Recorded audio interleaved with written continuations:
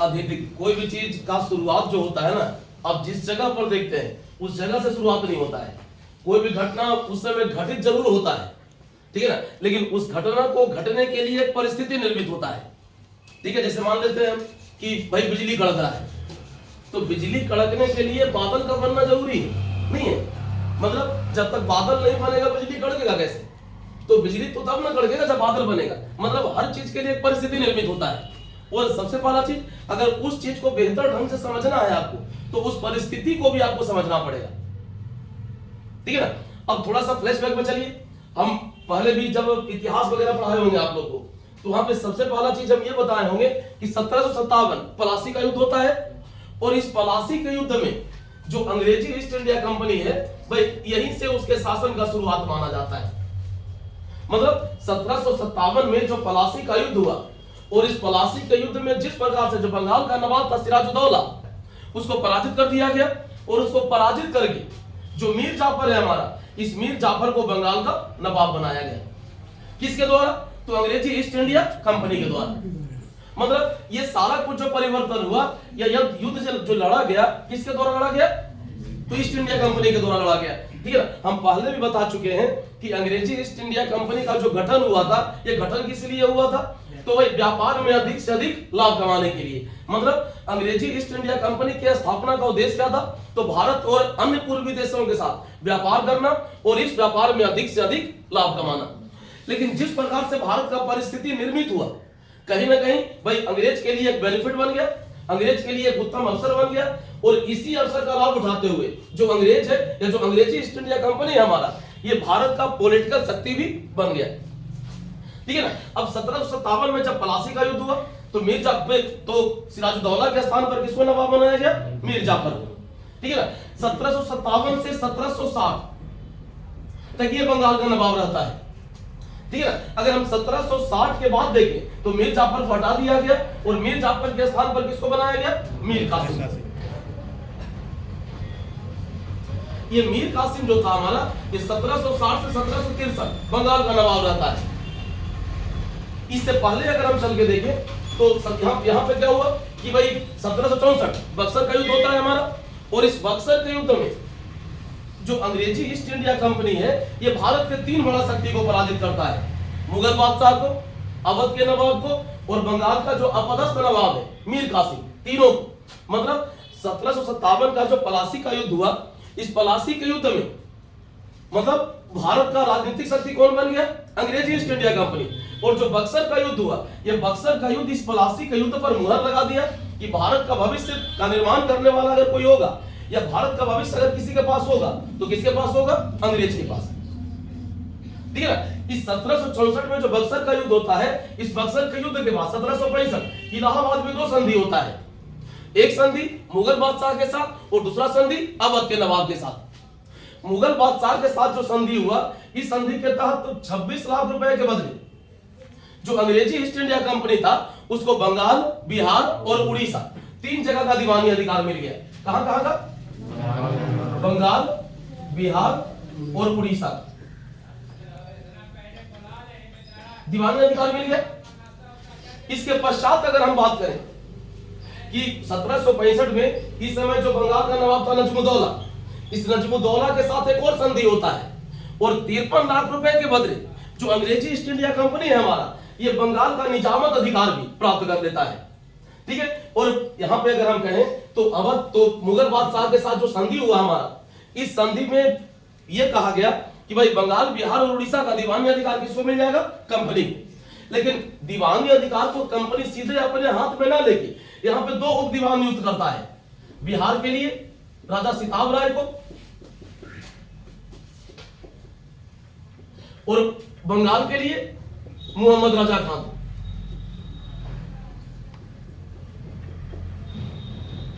और 1765 से लेकर 1772 तक का जो पेज है हमारा, ठीक है ना, इसको हम बंगाल में द्वैत शासन का काल कहते हैं। 1765 से 1772 ये किसका काल है? तो बंगाल में द्वैत शासन का। द्वैत शासन कहने का मतलब होता है कि एक ही समय में एक ही स्थान पर 2 वर्ग शासन करने वाला है। ठीक है ना। यहाँ पे 2 वर्ग शासन करने वाला कौन कौन है? तो एक अंग्रेजी ईस्ट इंडिया कंपनी है और दूसरा बंगाल का नवाब है। तो अब अगर हम देखें तो वास्तविक शक्ति जिसके पास है वो कौन है? तो अंग्रेजी ईस्ट इंडिया कंपनी है। और नाम मात्र का शक्ति जिसके पास है वो किसके पास है? बंगाल के नवाब के पास। और यही जो व्यवस्था बंगाल में चला 1765-1772 तक, इसी को हम लोग क्या कहते हैं? द्वैत शासन। इस द्वैत शासन में अगर हम कहें तो खास करके बंगाल को अंग्रेज के द्वारा दिल खोल के लूटा गया, मतलब जितना लूटा जा सकता था उतना लूटा गया। और इसी द्वैत शासन काल में अगर हम कहें तो 1770 बंगाल का भीषण अकाल होता है। इसके बारे में कहा जाता है कि भारत के लिखित इतिहास का सबसे भयानक अकाल था। यहां पे देखिए, सबसे पहला चीज तो ये कि अगर हम अकाल का बात करें तो अकाल उत्पन्न प्राकृतिक कारण से होता है। अकाल को उत्पन्न होने में मानवीय कारण का योगदान नहीं होता है, ठीक है ना। लेकिन सबसे बड़ा चीज ये कि अकाल का जो तीव्रता होता है ना, ये तीव्रता मानवीय कारण से निर्धारित होता है। जैसे अब अगर हम वर्तमान समय की बात करें तो खास करके 1947 के बाद ऐसा थोड़ी कि हमारे यहाँ अकाल नहीं पड़ता है। अकाल तो पहले भी पड़ता था, आजादी से पहले भी पड़ रहा था, और अकाल आजादी के बाद भी पड़ रहा है, ठीक है ना। लेकिन आजादी के बाद जो अकाल पड़ता है उस अकाल का बहुत ज्यादा असर हम लोग के ऊपर नहीं होता है। लेकिन जब आजादी के पहले जो अकाल पड़ता था ना, उस अकाल का बड़ा भयानक असर भारत पर होता था, ठीक है। ऐसा इसलिए कि उस समय जो सरकार था विदेशी था और वो भारतीयों के हित के लिए कोई काम नहीं करना चाहता था। वो जो भी करता था किसके लिए करता था? अपने हित के लिए, ठीक है ना। तो ऐसा परिस्थिति में जो अगर हम बंगाल का बात करें तो 1770 का जो अकाल था, इस अकाल का तीव्रता भी बढ़ गया। और तीव्रता बढ़ा किस कारण से? तो मानवीय कारण से। बढ़ा किस कारण से? तो प्राकृतिक कारण से, ठीक है ना। दूसरा चीज अगर हम देखें तो इसी समय अगर हम रियल में बात करें तो एंग्लो मैसूर युद्ध शुरू होता है। इस एंग्लो मैसूर युद्ध में देखें तो सबसे बड़ा चीज क्या हुआ कि जो अंग्रेज है हमारा, उस अंग्रेज का जो मैसूर का नवाब था, ठीक है ना, हैदर अली, उस हैदर अली के साथ युद्ध प्रारंभ हो जाता है। और इस युद्ध का अगर हम बात करें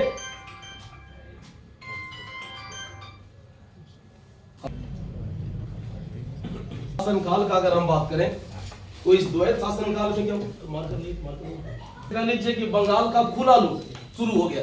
मतलब यहाँ पे ब्रिटिश को या ब्रिटिश सरकार को या ब्रिटिश प्रजा को ये लगने लगा कि कंपनी जो है हमारा माला माल हो जाएगा। यहाँ पे दो तरह का चीज हुआ।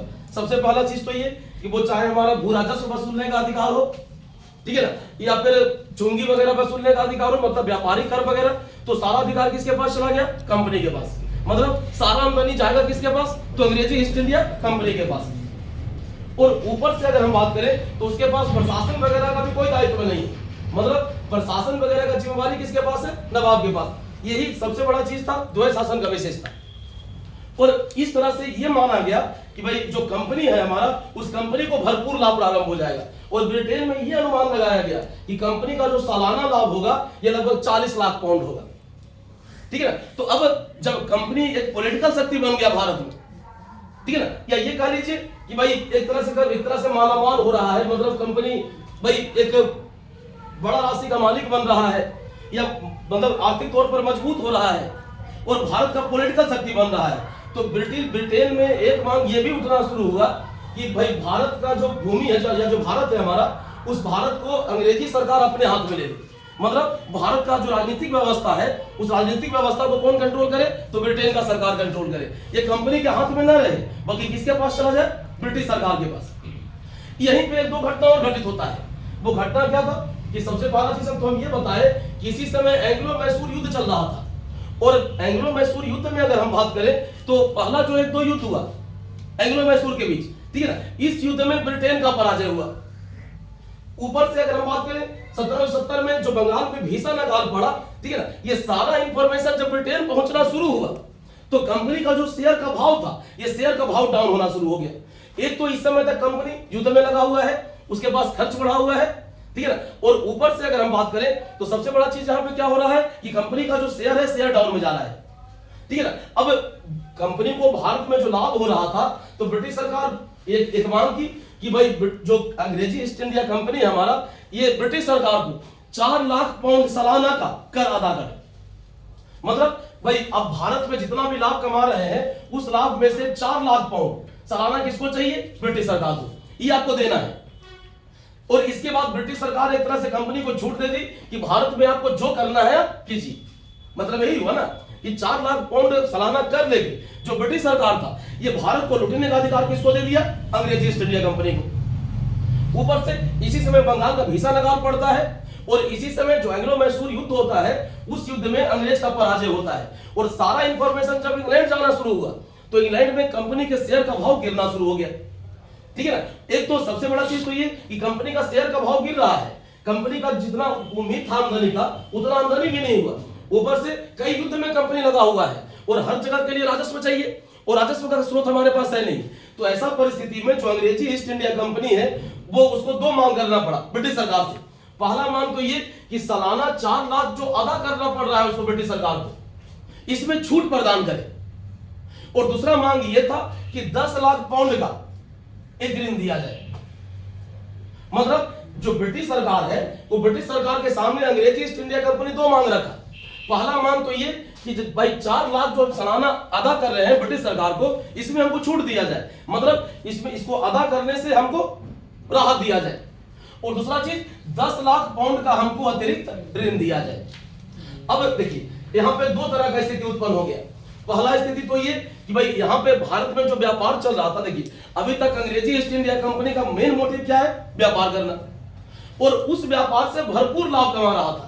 ठीक है ना। और जहां तक व्यापार का सवाल रह गया तो व्यापार केवल अंग्रेजी ईस्ट इंडिया कंपनी नहीं कर रहा था, बल्कि अंग्रेजी ईस्ट इंडिया का जो कर्मचारी था ये कर्मचारी भी निजी तौर पर व्यापार कर रहा था। मतलब अगर हम कंपनी के कर्मचारी को देखें तो कंपनी का जो भी कर्मचारी भारत में काम कर रहा था एक बड़ा धनराशि के साथ ब्रिटेन लौटता था। मतलब जब वो ब्रिटेन लौटता था तो ये कह लीजिए वो मालामाल होकर लौटता था। ठीक है ना। ऊपर से कंपनी का स्थिति क्या है कि भाई 4 लाख पाउंड जो अदा करना है ब्रिटिश सरकार को, कंपनी उसमें छूट मांग रही है। कंपनी 10 लाख पाउंड का अतिरिक्त ऋण मांग रही है और इस समय तक कंपनी के ऊपर जो ऋण है ये 60 लाख पाउंड का हो चुका है। मतलब स्पष्ट कि कंपनी कंगाल हो चुकी है, लेकिन कंपनी का जो कर्मचारी है ये कर्मचारी मालामाल है। आखिर ऐसा कैसे हो सकता है? मतलब भाई जिस कंपनी में हम काम करें वो कंपनी कंगाल हो जाए और कंपनी का जो करिंदा है, कंपनी का जो कर्मचारी है ये मालामाल हो जाए, इस तरह का विसंगति था ये।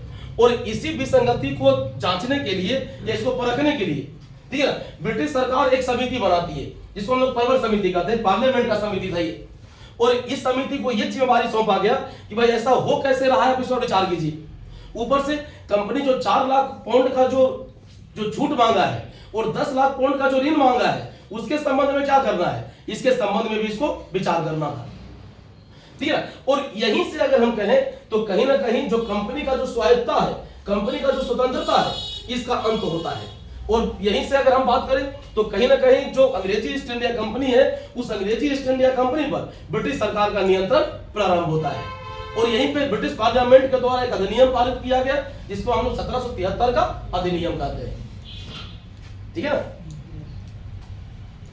तो ये था थोड़ा सा बैकग्राउंड, मतलब जो एक्ट बना हमारा उस एक्ट के पीछे का वजह क्या था, मतलब ऐसा कौन सा परिस्थिति आ गया जिस परिस्थिति में ब्रिटिश सरकार को या ब्रिटिश पार्लियामेंट को कंपनी पर नियंत्रण करने के लिए एक अधिनियम का निर्माण करना पड़ा। ठीक है ना। और धीरे धीरे अगर हम यहां से आगे बढ़ते बढ़ते देखें तो 1858 तक आके जो कंपनी है हमारा उस कंपनी को समाप्त कर दिया गया और भारत का पूरा अधिकार जो है हमारा ये सीधे सीधे किसके पास चला गया, ब्रिटिश सरकार के पास। ठीक है ना। लेकिन 1773 में जो कंपनी का फर्क उतरने का जो सिलसिला प्रारंभ हुआ यह सिलसिला 1853 तक चलता है। ठीक है ना। और 1858 में सीधे सीधे कंपनी का स्थान पर भारत का शासन किसके पास चला जाता है, ब्रिटिश सरकार के पास। अब सबसे बड़ा चीज तो ये कि 1773 का जो अधिनियम बना हमारा, इस अधिनियम का प्रोविजन क्या क्या था।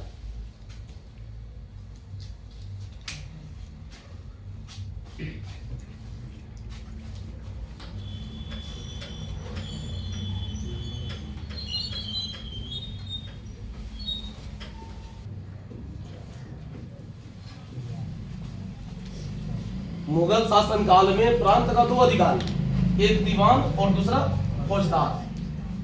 फौजदार या निजाम जो कर लीजिए। दीवान का काम क्या, तो कर वसूलने का और दीवानी कानून को लागू करने का। और फौजदार का काम क्या, तो प्रशासन और सेना के देखभाल करने का। मतलब प्रशासन और सेना इसके साथ साथ जो फौजदारी कानून है इसके पास रहेगा, फौजदार के पास, और कर वसूलने का अधिकार किसके पास रहेगा, दीवान के पास। ये दोनों अधिकारी का जो नियुक्ति होता था ये मुगल बादशाह के द्वारा होता था। और दोनों का दोनों अधिकारी मुगल बादशाह के प्रति उत्तरदायी होता था।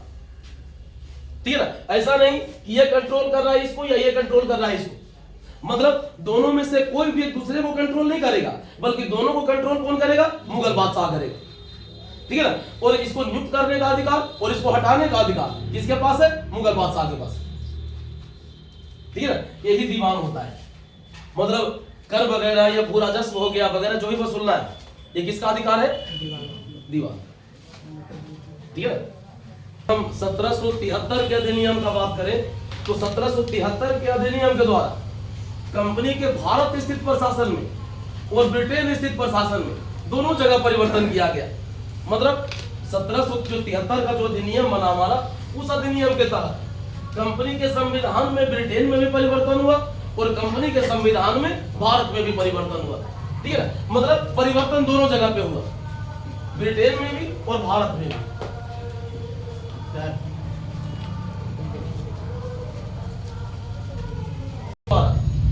अंग्रेजी ईस्ट इंडिया कंपनी के संविधान में ब्रिटेन में भी परिवर्तन हुआ और यह परिवर्तन भारत में भी हुआ।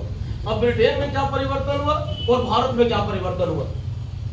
तो अगर हम ब्रिटेन में परिवर्तन का बात करें तो ब्रिटेन में सबसे बड़ा परिवर्तन यह हुआ कि इस समय तक कंपनी को जो कंट्रोल करने वाला इकाई था हमारा, ये क्या था? Court of director. क्या था? Court of director.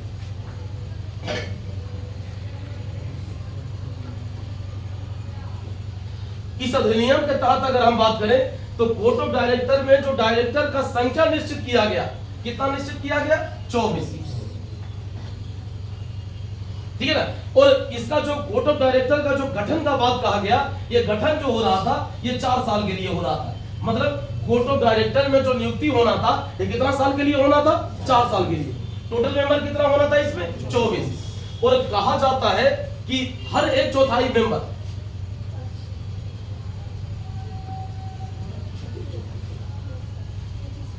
सेवानिवृत्त हो जाना था। ठीक है ना, मतलब यहाँ पे अगर हम बात करें तो इसका कितना साल की?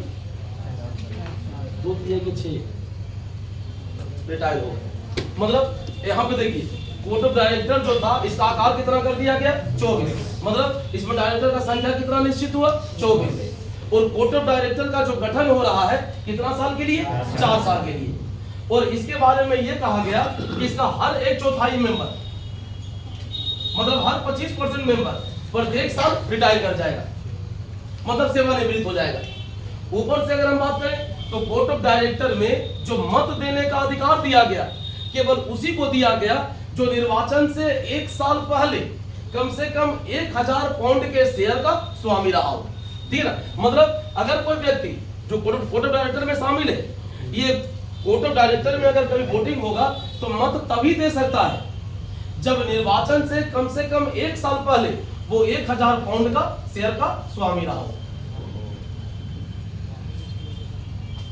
ठीक है ना, ऊपर से अगर हम चल के देखें तो कोर्ट ऑफ डायरेक्टर के लिए ये अनिवार्य कर दिया गया कि कंपनी के राजस्व प्रशासन और जो सैनिक प्रशासन होता है हमारा, उसका सारा का सारा रिपोर्ट, ठीक है ना, ब्रिटेन के वित्त विभाग के सामने प्रस्तुत करना पड़ेगा। मतलब राजस्व और सैनिक से संबंधित जो भी रिपोर्ट है किसके सामने प्रस्तुत किया जाएगा? ब्रिटेन के वित्त विभाग के सामने। तो जब आपके लिए अनिवार्य कर दिया गया कि ब्रिटेन के वित्त विभाग के सामने इसको प्रस्तुत करना है आपको, तो सबसे बड़ा चीज क्या हुआ कि कंपनी का जो स्वायत्ता था, ये स्वायत्ता का समाप्त होना यहीं से हमारा प्रारंभ हो जाता है। मतलब एक तरह से कह लीजिए कि कंपनी का जो स्वतंत्रता था, उस स्वतंत्रता पर धीरे धीरे करके अंकुश लगा दिया गया। मतलब अब कंपनी उस तरह से इंडिपेंडेंट नहीं रह गया जिस तरह से 1773 के अधिनियम से पहले था। ठीक है, ऊपर से अगर हम बात करें, ये तो जो परिवर्तन हुआ कहां हुआ? ब्रिटेन में हुआ। अब भारत में परिवर्तन क्या हुआ? तो भारत में अगर हम कहें तो जो बंगाल का गवर्नर था, इसको बंगाल का गवर्नर जनरल बना दिया गया। क्या बना दिया गया? बंगाल का गवर्नर जनरल। इस समय जो बंगाल का गवर्नर था कौन था? Warren Hastings. इसीलिए बंगाल का पहला गवर्नर जनरल कौन? Warren Hastings. ठीक है, तो वारेन हेस्टिंग्स बंगाल का पहला गवर्नर जनरल बना। ठीक है, और गवर्नर जनरल के सहायता के लिए एक 4 मेंबर का परिषद बना दिया गया, एक काउंसिल बना दिया गया। इस काउंसिल में कितना मेंबर होता था? 4 मेंबर। और इसी के सहयोग से गवर्नर जनरल को, मतलब अपने काउंसिल के सहयोग से गवर्नर जनरल को भारत का प्रशासन चलाना था। मतलब गवर्नर जनरल के सहायता के लिए, सहयोग के लिए कह लीजिए कि परिषद खड़ा कर दिया गया, और जो भी निर्णय होना है इसी परिषद के सहयोग से निर्णय होना है। मतलब अब यहाँ भी गवर्नर जनरल उस तरह का इंडिपेंडेंट नहीं रह गया जिस तरह से पहले था कि जो भी निर्णय लेना है हमको व्यक्तिगत तौर पर लेना है। अब आपको जो भी निर्णय करना है ये परिषद के सहयोग से करना है। मतलब अब एक तरह से कह लीजिए कि गवर्नर जनरल के शक्ति पर भी यहाँ पे अंकुश लगा दिया गया, ठीक है ना। और यहाँ पे जो कोरम रखा गया, जिसको गणपूर्ति कहते हैं आप लोग, ये कोरम 3 का रखा गया। मतलब किसी भी मामले के लिए कम से कम 3 मेंबर का सहमति आवश्यक था, ठीक है ना। तो अब अगर हम यहाँ से आगे बढ़ के देखें तो इसी अधिनियम में यह भी कहा गया कि कलकत्ता में एक सुप्रीम कोर्ट का गठन किया जाएगा। और कलकत्ता में जो सुप्रीम कोर्ट का गठन होना था उसमें एक मुख्य न्यायाधीश और 3 छोटा न्यायाधीश से मिलकर होना था। मतलब टोटल न्यायाधीश कितना होना था इसमें? 4 न्यायाधीश, एक मुख्य न्यायाधीश और 3 छोटा न्यायाधीश। अगर हम मुख्य न्यायाधीश का बात करें तो सर एलिजा इम्पे कलकत्ता के उच्चतम न्यायालय का पहला मुख्य न्यायाधीश था, ठीक है ना। तो अब ऊपर से अगर हम चल के देखें तो इस अधिनियम में प्रोविजन ये भी रखा गया कि अंग्रेजी ईस्ट इंडिया कंपनी का जो भी कर्मचारी है वो किसी भी भारतीय से न तो रिश्वत ले सकता है और न उपहार ले सकता है और न वो अपना निजी व्यापार कर सकता है। मतलब जो कंपनी का कर्मचारी था उसके निजी व्यापार पर रोक लगा दिया गया, भारतीयों से उसको रिश्वत लेने से मना कर दिया गया, उपहार लेने से मना कर दिया गया, ठीक है ना। और जहां तक सवाल रह गया कि भाई जो गवर्नर जनरल हो गया हमारा, या जो गवर्नर जनरल के परिषद का मेंबर हो गया हमारा, या फिर ये कह लीजिए कि जो उच्च न्यायालय का जो न्यायाधीश हो गया हमारा, सबका वेतन यहाँ पे निर्धारित कर दिया गया, ठीक है ना। जैसे अगर हम बात करें गवर्नर जनरल का, तो गवर्नर जनरल का जो वेतन निर्धारित किया गया ये 25,000 पाउंड। जो परिषद के मेंबर का जो पेमेंट होता था ये 10,000 पाउंड रखा गया, ठीक है ना। भाई उच्च न्यायालय का जो मुख्य न्यायाधीश था उसका जो वेतन रखा गया 8,000 पाउंड, और जो छोटा न्यायाधीश था हमारा उसका जो पेमेंट तय किया गया 6,000 पाउंड। मतलब जिस जमाने का हम बात कर रहे हैं उस जमाने में दुनिया में सर्वाधिक वेतन पाने वाला ये अधिकारी वर्ग था हमारा। मतलब इतना वेतन दुनिया में किसी और को नहीं मिलता था जितना वेतन इन लोगों को मिल रहा था, ठीक है ना। तो यहाँ पे अगर हम बात करें तो कहीं ना कहीं ब्रिटेन में और भारत में दोनों जगह परिवर्तन हुआ, लेकिन जिस परिवर्तन का उम्मीद था ब्रिटिश सरकार को कि अंग्रेजी ईस्ट इंडिया कंपनी पर किसका कंट्रोल हो जाएगा? ब्रिटिश सरकार का, ठीक है ना। भाई उस तरह का कंट्रोल नहीं हो पाया, ठीक है ना। ऊपर से अगर हम बात करें तो इस अधिनियम के जरिए एक चीज और किया गया कि जो मद्रास और बंबई का प्रेसिडेंसी था हमारा उसको बंगाल की प्रेसिडेंसी के अधीन कर दिया गया, ठीक है ना। और यहाँ पे अगर हम चल के देखें तो उस प्रकार का नियंत्रण स्थापित नहीं कर पाई सरकार जिस प्रकार के नियंत्रण का उम्मीद था उसको। और इस अधिनियम में कुछ दोष वगैरह भी था, ठीक है, जैसे विधि निर्माण के संबंध में या किसी अन्य मामले में उस दोष को दूर करने के लिए 1781, ठीक है, संशोधनात्मक अधिनियम पारित किया गया जिसको हम लोग एक्ट ऑफ सेटलमेंट कहते हैं।